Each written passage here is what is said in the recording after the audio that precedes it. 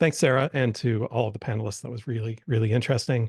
And so we'll move on to our chat with Christopher Yu. I'm Scott Wallsten. I'm president of the Technology Policy Institute.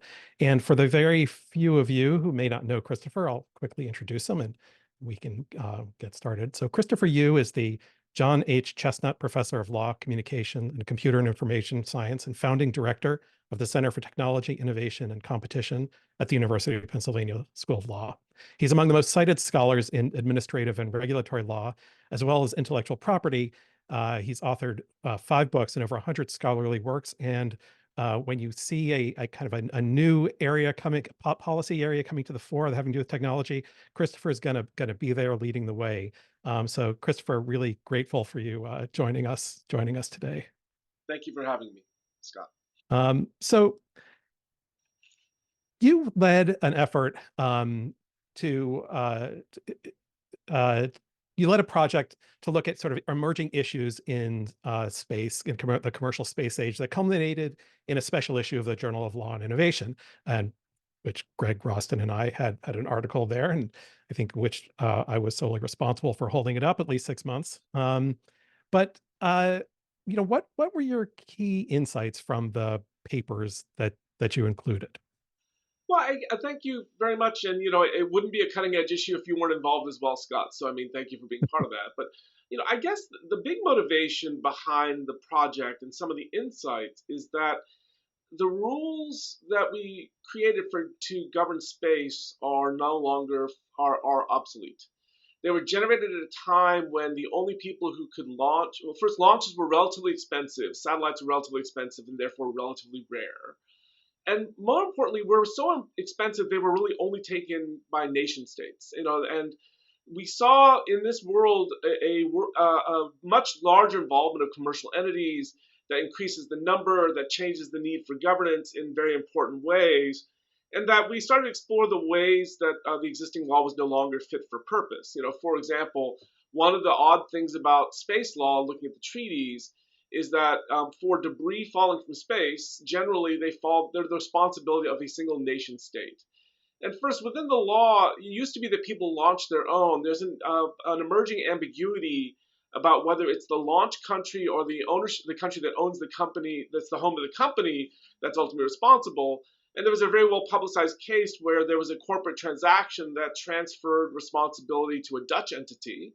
And the government of the Netherlands just refused to take responsibility. They didn't know about the details of that particular property, and were very reluctant to assume responsibility for it. And so, Christopher, can I interrupt you for a second? We're having some trouble hearing you. Any way that you can be louder somehow? I can always be louder, Scott. You know that. So.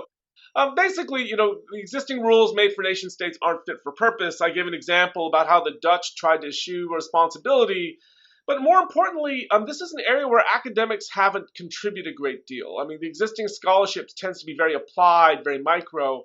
And I think that there's a lot of different questions, particularly on emerging regimes for allocating scarce rights. I mean, we're talking about orbital slots. We're talking about spectrum.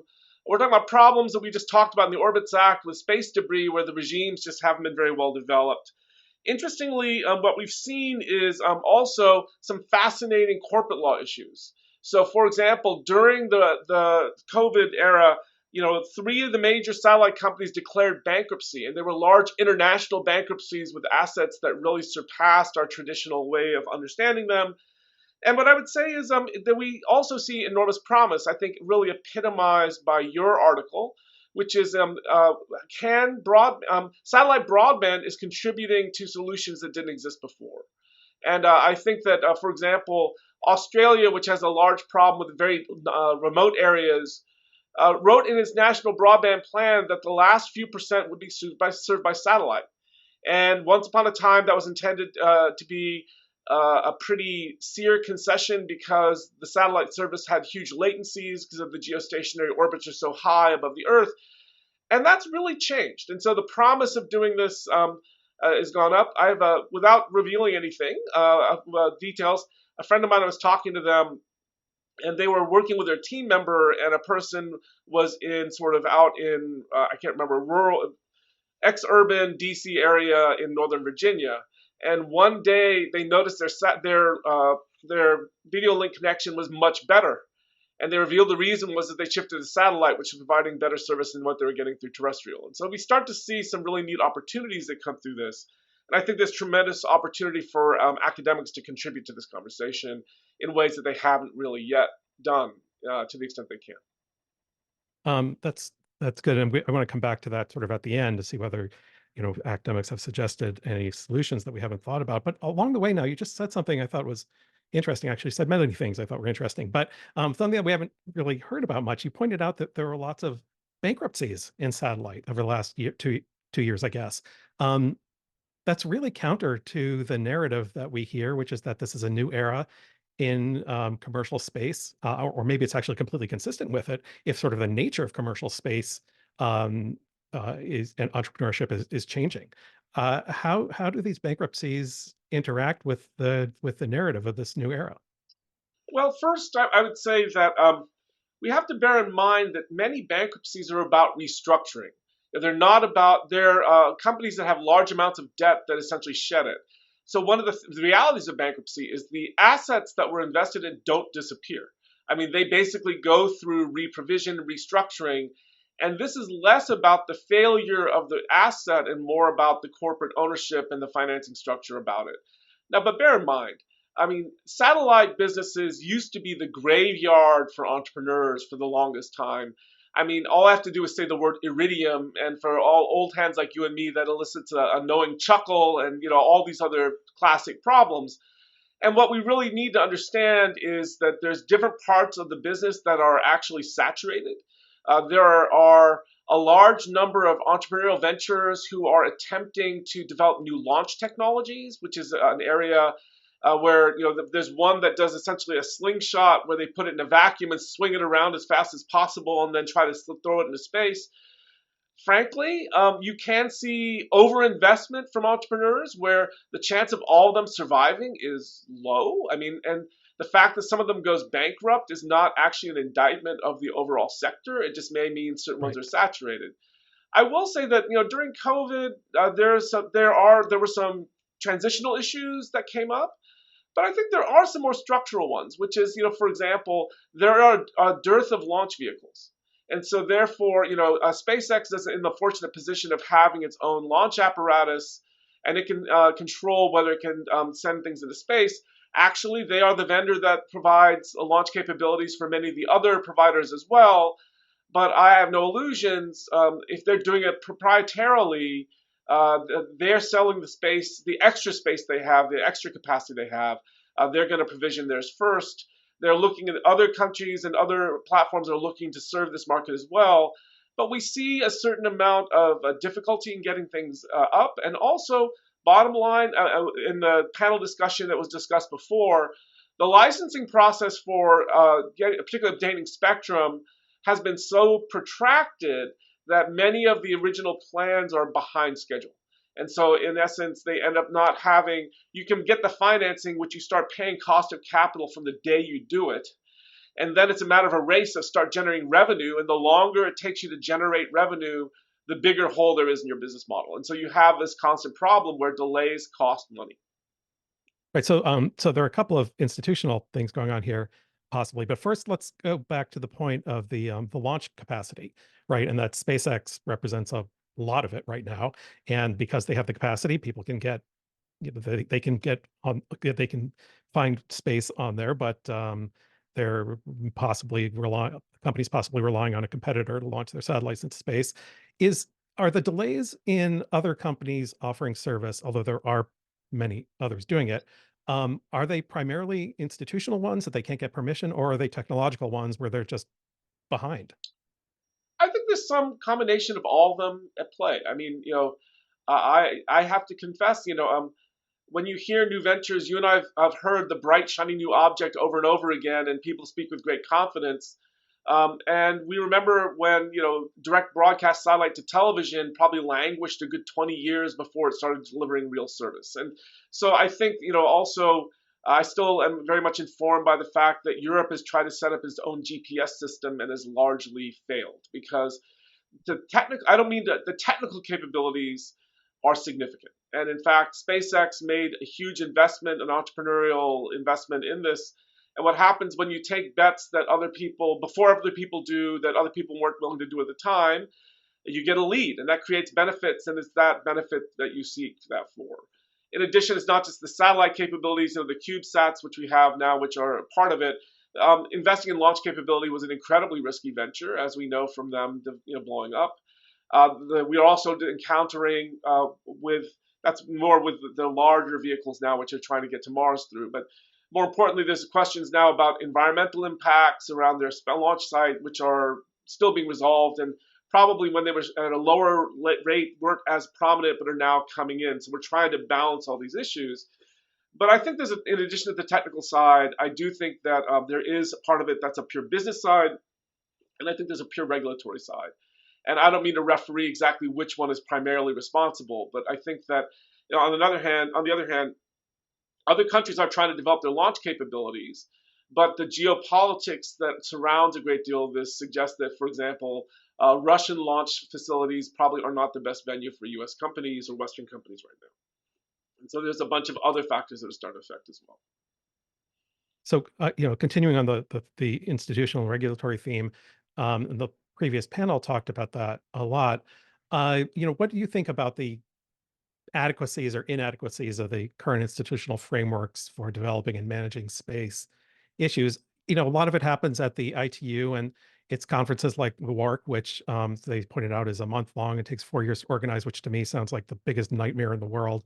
But the ITU, let's see how many enemies I can make here. The ITU has historically been a venue for protecting incumbents and for countries that don't want other countries to do things, let's say, to block them, to serve as vetoes. I mean, just as an example, 20 years ago or so, the U.S. decided to stop playing the international settlements game, where some of they had to send money to other countries. The ITU didn't like it, and the U.S. finally said enough is enough, and they cut these settlement rates. What is the ITU doing now, and does the U.S. actually have the kind of stature to make big changes anymore? So the ITU and particularly the WRC, they're very complicated entities, I would say. One is, so the ITU has traditionally privileged, as you say, the incumbents, and that's been the case. And in fact, there's an aspect of space allocations where it's sort of first in time prevails. And there have been a number of uproars in this, particularly with orbital positioning, because obviously the developed countries got there first and can apply for them first. And the most famous incident is in December 1976. A series of equatorial countries issued what they called the Bogota Declaration, that said, we're supposed to have rights to everything above us. The geostationary orbits are there, and tried to assert some sort of rights. They largely were rebuffed by the ITU, but the ITU did, issue Article 33 of its radio regulations, requiring it to consider the special needs of developing countries. And I mean, what that actually ends up meaning is entirely clear, and it actually hasn't had the kind of contention yet. But you see countries like India, as a condition to providing service, are starting to put pressure on providers to reallocate orbital rights to them by using their control over the licensing of communications technologies, doing this not so much through the ITU process, but outside. In addition, I mean, you and I, Scott, have both seen this often enough. The ITU is kind of an odd process in the sense that not every member votes, because the ones that aren't current on their dues don't get to vote. And so you see some of that. But more importantly, you've seen the ITU take certain actions where they were endorsed by, say, roughly half the countries. I'm thinking really the Wicket, from, I think, was it 2012. And for some of these agreements, the fact that half the world doesn't agree with them essentially renders them dead letters, which is, the fact that, the ITU, the treaty or the body of the ITU can declare something to be policy, but if people don't comply, you have a problem. So, for example, the launch registry maintained by the ITU is maintained very sporadically. I mean, many of the launches are registered quite late, and many of them are not registered at all. And the ability to mandate compliance with that is minimal, in the sense that there's no really coercive power of the ITU. And so the fact that it's sort of in the best interests of multiple countries to have some degree of coordinating function has not been historically enough to get all countries to comply. And so that's, I think the ITU is useful, and it's useful to aspire to coordinate. But in the international realm, as long as it's in individual countries' interest not to cooperate, there will always be a certain gap between the actual what the ITU hopes can happen and what will actually happen. So I'm hearing a few things, I think. One is that um, the ITU processes are complicated. Um, there are different ways that countries can interact in good and bad ways. We need some way for different international groups different countries to express their preferences. Um, it's probably, it's not great. It might be better than an alternative. Uh, but also these sorts of complications can be used as ways to prevent things like bringing market-based um, options into market-based mechanisms into play. Uh, how do we work through all those? Well, a couple things. One is, I didn't answer one thing. You asked me about the U.S.'s role in the World Radio Commission, World Radio Hmm. Conference. One thing I will also say is when the U.S. industry does not coordinate its response, it sort of paralyzes the U.S.'s negotiating position in the WRC. And when you see competing interests, that can have a problem. So, in particular, in the 6 gigahertz band in the most recent WRC, there was a negotiation about how to allocate that spectrum, particularly between licensed and unlicensed uses. And basically, the U.S. didn't have a strong position on this because different parts of the industry failed to coordinate. Um, in going to your more specific question, David Goldman was alluding to this, and to pick up on something he's saying, and he sort of politely tiptoed around it, but I'm an academic, I don't have to do that quite so much. Is that it is important to take the interests of existing right holders into account. On the other hand, you and I both know from like broadcast spectrum policy is that in essence, giving too much emphasis to existing customers can actually allow them to maintain technologies that have become obsolete. Hmm. Analog technologies that were much less efficient in terms of using spectrum to send standard definition. With the new digital world, we could send it in 1/6 to 1/8 the amount of spectrum. And that's not to fault the people who deployed in analog in the day. That's all we had. I mean, that was the right thing to do. But at some point, when you give a consistent privilege to existing deployments, and then you have an analog broadcaster who'd have to invest in new equipment and a whole different setup, which would cause real cost to them, they would say, that's not fair. We invested on the existing regime. There's real weight to that. But at some point, the importance of the shift to a digital technology says we should make the shift, and we should think about ways to make them whole by doing the digital dividend, which we did, and giving them those rights. And so we see in this world a hierarchy now of geostationary orbit satellites, which take privilege over all the low Earth orbit satellites. And then in the bidding rounds, the earlier bidders getting privileges over the later bidders. You Hmm. need to create some incentives to make sure to reward them for their insights and their investments. But one of the things David said is having a sunset on them at some point to say they don't always get that privilege probably makes sense, because you and I both know that we have a problem when we have expanding uses for certain spectrum. We have to clear new spectrum. We have to create high-powered incentives for people to relinquish that spectrum. And I would say in the satellite realm, that's kind of been slower to come around. And what should the role of the FCC's new Space Bureau be in that? And how do you think it should be set up? I mean, some things like having someone like Whitney Lohmeyer, who has this deep industry experience and a PhD in aeronautics and astronautics, seems like, exactly the right kind of person you want there. Um, and so, do they need to build out more along those lines? So should they start bringing in, sort of people who focus more on markets?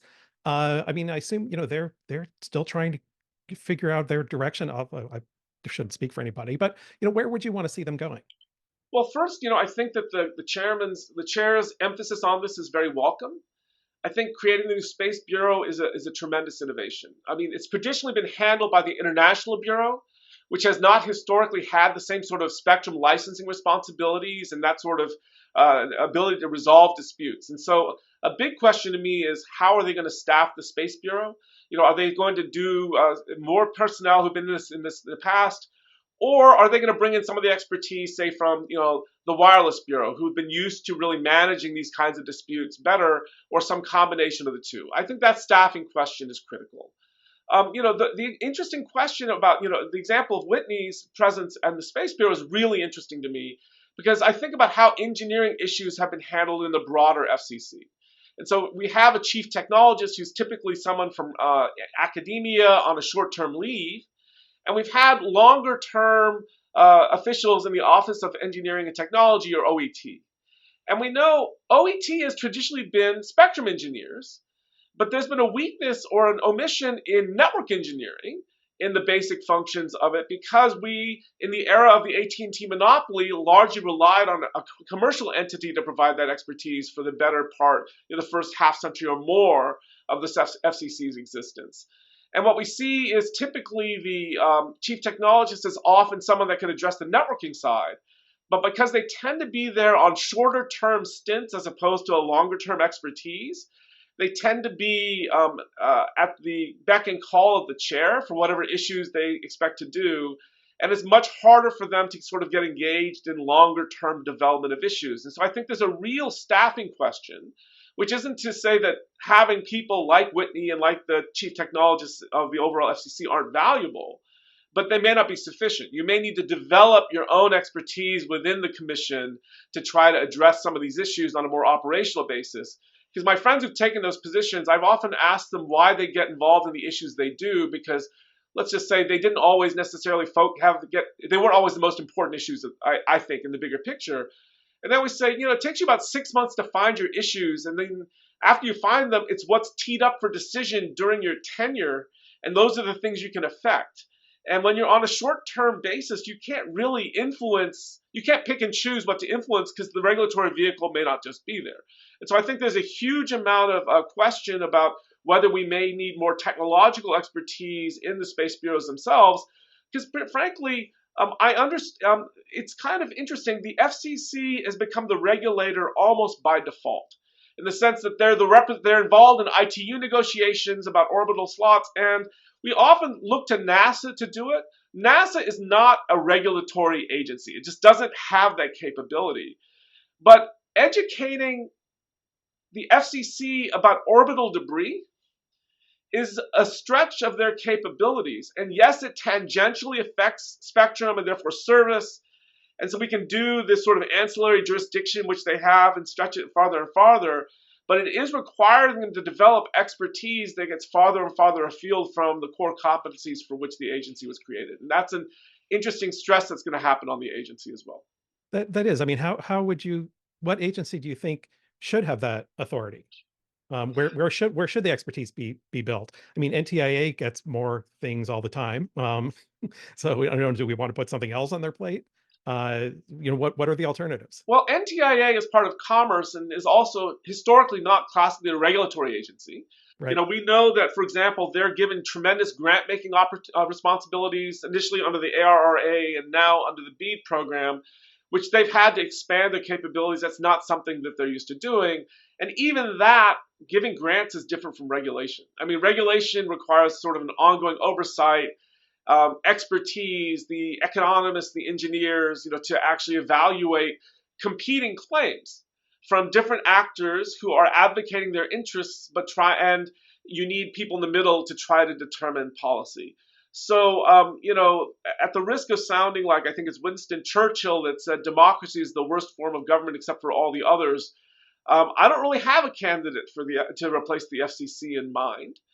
You could create an entirely new agency, which seems unlikely, or ill-advised, more importantly. And so it could be that the Space Bureau is going to be the bridge to create that kind of expertise, but it's going to require a fundamentally different type of organizational culture and staffing that they've had in the past. Not to push you too much on it, but what direction should they be building? they need to bear in mind, this is still an entrepreneurial world, in the Hmm. sense that we talked about launch capabilities. This is not the right time for any government entity to determine, oh, this is going to be the winner or the loser. I mean, it's a very difficult position. And we also bear in mind is that, regulatory bodies, classical regulatory bodies, don't deal as well with areas where the technology is changing rapidly and still requires, huge investment incentives. I mean, the classic. I mean, when you think about traditional, utility regulation, its ground zero is water, natural gas, electric power. These things where in many cases the distribution networks are fully invested in, fully amortized, and in fact, the technology for moving stuff around really hasn't changed in decades. That's the antithesis of this, where you have rules that will have tremendous impact with unintended impacts on new technologies, which can't be foreseen, and where it's very difficult to look at the winners, look at the current state and to predict winners and losers. And we have to bear in mind what matters is the steady state at maturity. We can look at who's ahead and who's behind now. But if we're at the early stages of the adoption curve, we shouldn't be thinking, oh, I mean, it reminds me when we were deploying radio. And in fact, I think the adoption of the radio was like in the single digit percentages, certainly well below 20%. And there was a question about whether we should increase the standards on receiver design to allow them to be tuned more finely, which would allow us to put the channels closer together. And at the time, they said, but we would strand the new adopters who've actually purchased equipment because that new technology wouldn't be compatible with them. And the historical criticism is said when you only had 10% on, really the more important was the 90% was at maturity what the best identified technology was going to be. And when 90% of the people haven't adopted, putting too much weight on the 10% was actually disserving public policy in important ways. We're kind of in that world in satellite where it's a moving target. A lot of things that seem like huge problems have been solved relatively easily. So, for example, there was a complaint about these moving satellites interfering with astronomical observations. As it turns out, minimal amount of visual shielding on the satellites was able to accommodate this relatively quickly.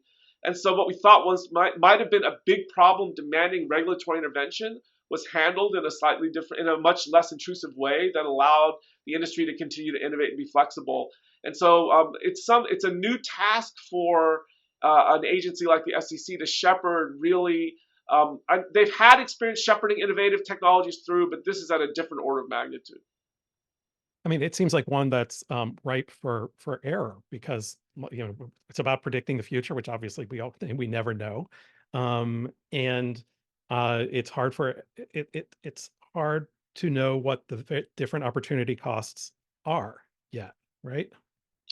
And in a sense, when you mention markets, when you don't know that, that's a perfect example to let risk capital take its shot. Which is, Hmm. and the funny thing is we also have to make sure that's an ex ante perspective because, what risk capital means is you lose most of the time, but on the few times where you hit and you hit big, which is the whole reason that expected value calculation works out, is that the people who are willing to take the entrepreneurial risks and end up actually solving the technical problems that no one else can solve and or identify a business model that other people didn't think was going to succeed, end up doing very well. And so in essence, it's very natural for us to think, oh, that's a problem, when in fact it's not bug, it's actually feature. And in fact, it's an essential feature of a system that depends on entrepreneurial investments to drive it forward. So yes, I mean, I think that this is the problem is I don't think regulators are very good at this. I mean, we know going back all the tools we get, price cap and incentive regulation was supposed to unleash these sorts of things. And then we discovered regulators, once they see things that turn out successful, just can't resist going back in and penalizing them, which in fact defeats the entire purpose of why we structured incentive regulation the way we did. So let me pose an impossible question to you. From the in the first panel, there was some disagreement, a little bit indirect, but between David Goldman at SpaceX and Brennan Price at Viasat, right? And maybe but it was over a technical issue, and so part of it is how does a regulator deal with something like that? They're going to be presented with competing studies, because that's the way you have to educate the regulator. Um, and we don't want a new entrant to be able to put the incumbent out of business through something, through interference or something like that. But if they have a better business model, they could put them out of business that way. So how do we, what is the right kind of mechanism we can put into place so that so that competition happens the way we want to see it happen, rather than just by competing technical reports? So this is where I think the academics can contribute a great deal. So I Mhm. would say part of it is an entitlement design, that is the design of spectrum rights, and part of it is an entitlement allocation. So let me, and for example, this is something that actually the geostationary people would have worked in their favor had it been structured differently. So one of Mhm. the things about the geostationary orbits, they do share spectrum. But the problem was in the C-band initiative, they wanted essentially to have the authority to resell that spectrum and redeploy it for terrestrial uses, because in the new world, it's quite likely, I think, that in fact, an old use of very high latency technologies has been replaced by some new uses which are probably more valuable. And it's certainly the C-band initiative is premised on a recognition by the geostationary industry that they saw that opportunity and wanted to oversee its reallocation. 5 of the 6 existing geostationary satellite operators played along. One did not. And in the process, that defeated the entire initiative. Now, to a pointy-headed academic like me, I would call this an anti-commons problem, which is, when you have too many owners in the same property, each of whom can destroy the entire value for all the others. You have it takes an economic form of the game of chicken, which is it's not the missing win-win of the prisoner's dilemma. It's a win-lose opportunity, and it creates unstable outcomes. And that, in fact, this is a very bad entitlement design. And so we see this, and we see tragedy of the commons. People were talking when the person from Viasat was talking about millimeter wave as being very bad at national coverage. That's absolutely Mhm. correct. But that's not allocation, that's entitlement design, which is how big do you make the rights? It would be a mistake to create a national license for millimeter wave. I mean, it just doesn't make a lot of sense. And that doesn't accord with the propagation characteristics, and that's making it match. So part of it's the propagation characteristics, but part of it's the economics, which is, we discovered when we put out these small cellular licenses, people had to assemble, there was demand for national licenses, and people had to run around and assemble them, which created holdout behavior and all these other basic problems that we can study better and do design. After you design the rights properly, we then have to allocate them. And the answer there is, to me, COAS. And COAS isn't just about auctions. This is also about, really challenging the notion that the first in time user, the prior appropriator, is always the best user. And that, in fact, it's about reciprocal causation. It's not just the new user who's coming in and causing the problem. It's the two users who want to use inconsistent uses. And that, in fact, one of the designs was not just auctioning, but to try to find ways to reallocate spectrum across inconsistent uses so that we can actually enhance these sort of market techniques to do it. And then what we're seeing now is the existing regime, which sort of prioritizes existing users over new users, and then takes sort of a split the baby approach, is actually inefficient and B, inviting games. Because if the regulator is going to simply split the baby, there's a huge incentive to, for example, make more and more extreme requests, because then you're moving the half of the split farther and farther to one side. An interesting alternative might be what we call baseball arbitration, where both sides present one side and you pick one or the other, which has a tendency to moderate demands. There's a lot of dispute resolution mechanisms we could discuss, but the ones that we have right now are not designed to create high-powered incentives to encourage agreement and to create, that it's more about can encourage claiming behavior. It can reward and it creates a bad mechanism for reallocating uses that were once justified in their day to higher uses now. And so, in some ways, we experimented with the incentive auction to try to do this with broadcast spectrum, And I would look to newer mechanisms and other forms of incentives to try to reallocate spectrum because this problem is only going to grow. So when you started off by saying that the government has a particular role in defining X, and then from there we have market mechanisms. The point being that there's no such thing as an absolutely pure market mechanism because somebody sets the rules. Um, and so, can you say again, where in this world, what is the government's role? What is the government set up, and then where should we push on market forces? So the government clearly has to represent the interests of United States companies in organizations such as the ITU for Okay. global satellite Mhm. allotments and spectrum allotments. In addition, once those have been allotted, one of the problems I also think that they have a role in advocating for standardization. Spectrum allocation and service authorization remains a matter of national law.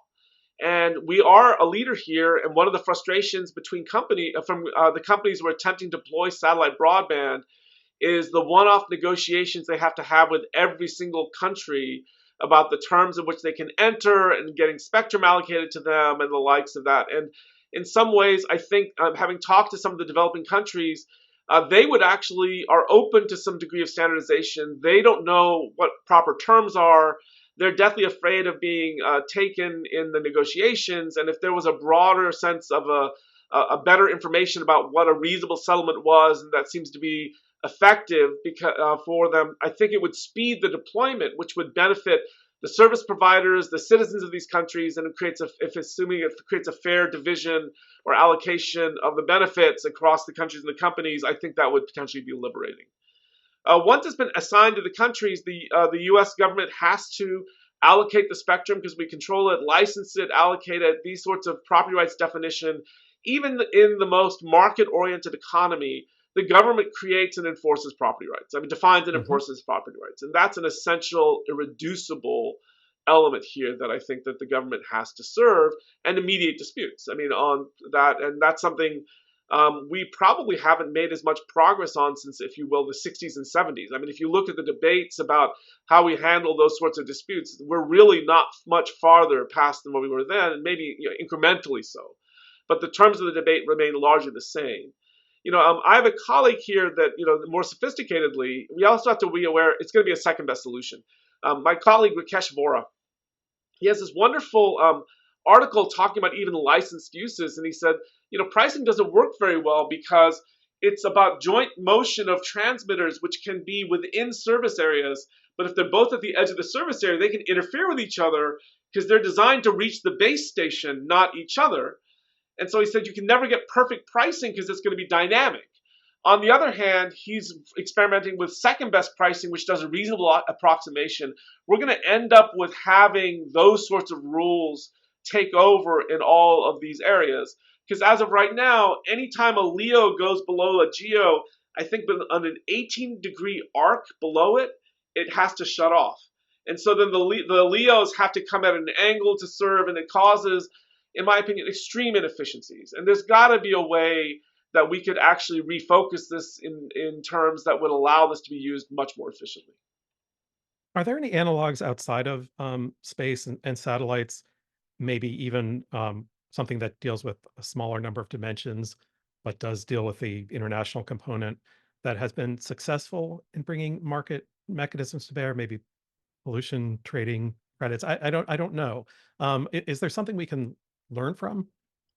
Well, I guess if you want to, I'm going to take your suggestion not to move away from satellites, but spectrum, but move from satellites. So we Mhm. always have to remember that receiver technology is an alternative to spectrum policy. And one of the great frustrations, we saw this with the altimeter dispute about when the companies tried to turn on 5G. Mhm. I hadn't realized it until a couple weeks ago. The fix was $30. And it's quite shocking. I'm pretty convinced that if we had, if you will, what Ecosium would call the missing market solved there, or if you created the option for the phone companies, they would have written that check, just willingly, and that it was apparently, among others, Boeing who was very much in the way. And we've learned over the last several months, sadly, that Boeing doesn't always make the best engineering decisions here. We saw this with, receiver technologies with radios and the like. And the funny thing, I keep thinking is, creating the incentives for doing those sorts of things would be helpful. We see spot beam technologies going on spot satellites that allow them to use it much more efficiently. But we can also use shielding, terrestrial shielding on both the spectrum. But the beautiful thing about satellites is they create opportunities for both simultaneous terrestrial use and space-based use to an extent that wasn't possible before.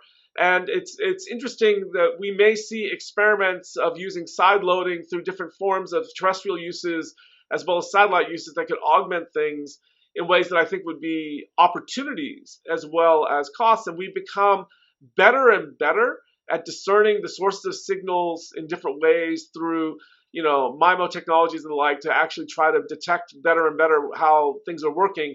And I think that there's a tremendous amount of opportunity in who knew that antenna design would be such a hot potential topic in space and communications, but now it absolutely is in a way that wasn't on our radar for a very long time.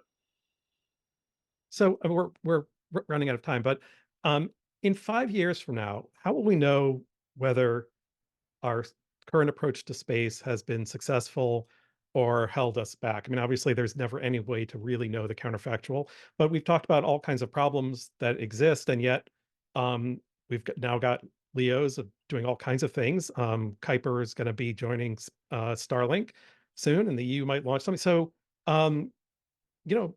maybe it's not as bad as we're saying, right? I mean, good things have happened. How will we know if we're on the right track or not? How do we know now? I would say that I keep thinking about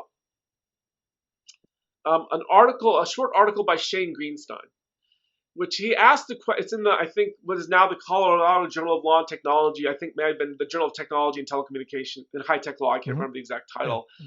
But he was looking, I think it was Glimmers of Innovative Health, if I remember the name. And he asked the question, what does a healthy innovation environment look like? And how do we promote it?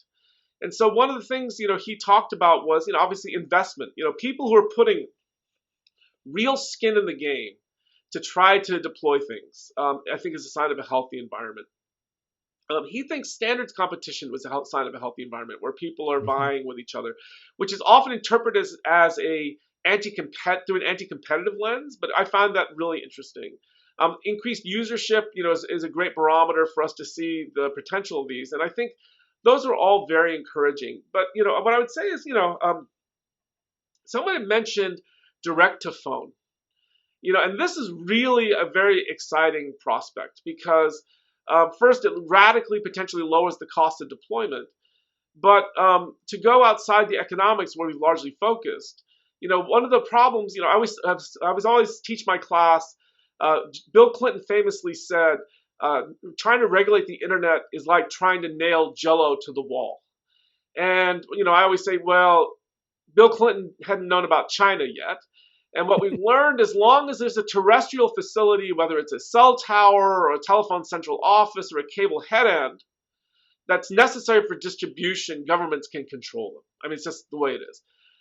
Direct to phone satellite eliminates that possibility. And even satellite now, you have a satellite dish out, it's relatively small, it's distributed, but it has to be visible to the sky, and over time, people can find them. Enforcement officials, highly motivated enforcement officials, can close that link. Direct to phone is pretty exciting. And the other thing is, then they're forced with perhaps jamming spectrum, which is expensive but possible. And they're now talking about laser-based links direct to phone, which is visible spectrum. And then all of a sudden you start to see a dynamic environment that's pretty stunning. And that I really would be excited to see possibilities. They're already using lasers for what they call intersatellite links, because as the constellations go across, one satellite zooms out of range, they can now use lasers to backload information to the trailing satellite to make sure they maintain connection and service. There's a lot of different things like this. This is all fantastic, very, very exciting to me. They're all dual use technologies. We have to take the negatives into account in a very serious way. But I also would be very worried about, it's easy to conjure up horribles that would lead us to cut off certain directions of innovation.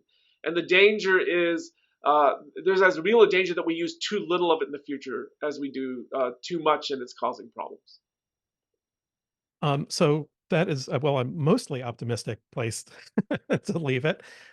So Christopher, thank you very much for talking with me today. It's really interesting. Really appreciate your time. My pleasure.